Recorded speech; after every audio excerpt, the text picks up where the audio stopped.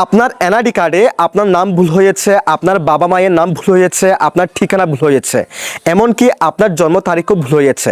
এগুলো আপনি চাচ্ছেন এখন সংশোধন করার জন্য।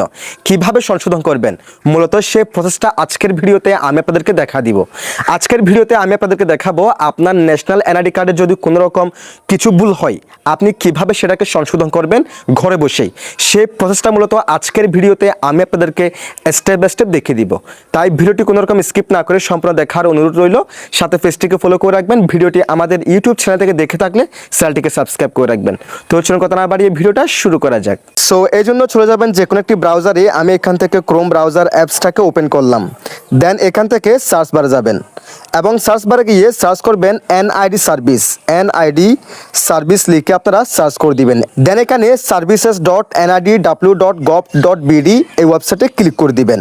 দেন এরকম একটি ইন্টারফেস শো হবে। এরপর হালকা স্ক্রল করে এখান থেকে রেজিস্টার করুন এই অপশনে ক্লিক করে আপনার জাতীয় পরিচয়পত্র দিয়ে এখানে আপনি একটি অ্যাকাউন্ট রেজিস্টার করে ফেলবেন, অর্থাৎ প্রথমে একটি অ্যাকাউন্ট খুলে ফেলবেন। সো আমি আগে অলরেডি খুলে ফেলেছি, আমি এখন আর খুলতে পারবো না।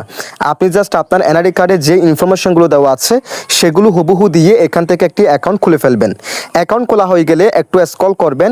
সো অ্যাকাউন্ট খোলার সময় আপনার জাতীয় পরিচয়পত্র কিংবা আপনি একটি ইউজার নেম দিবেন, সেটা এখানে দিবেন। দেন যে পাসওয়ার্ডটা আপনি দিবেন সেই পাসওয়ার্ডটি এখানে দিয়ে দিবেন। সো আমি দিয়ে দিচ্ছি। দেন এখানে একটি ক্যাপচা দেখতে পারবেন, এখানে যেটা লেখা থাকবে সেটা এখানে হুবহু লিখে দিবেন। আমি লিখে দিচ্ছি। সব ইনফরমেশন দেওয়া হয়ে গেলে লগ ইনে ক্লিক করে দিবেন।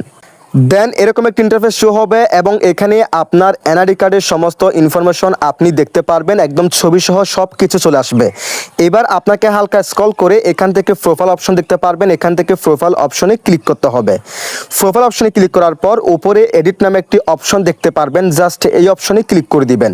এই অপশনে ক্লিক করার পর এখানে একটি পপ আপ দেখতে পারবেন, এই পপ আপটা আপনারা অবশ্যই একটু পড়ে নেবেন। সো এখানে আপনাকে কিছু টাকা পেমেন্ট করতে হবে, সেটা হচ্ছে বিকাশের মাধ্যমে অথবা যে কোনো ব্যাংকের মাধ্যমে আপনি করতে পারবেন। জাস্ট আপনি এখানে ঢুকলে সেটা দেখতে পারবেন। আমি এত সব দেখাচ্ছি না, আপনি এখানে ঢুকলেই ওই পপ আপটা আপনি যখন পড়বেন কত টাকা পেমেন্ট করতে হবে, কিভাবে পেমেন্ট করতে হবে, বিস্তারিত সকল কিছু আপনি জানতে পারবেন। এবার আপনি জাস্ট একটু স্ক্রল করবেন। স্ক্রল করার পর এখান থেকে আপনি যেটা পরিবর্তন করতে চান জাস্ট সেটার এখানে বক্সে ক্লিক করে দিবেন। আপনি নাম পরিবর্তন করবেন, জাস্ট আপনি নামটা কেটে দিয়ে আপনি যে নামটা এখান থেকে দিবেন সেটা আপনি দিয়ে দিবেন।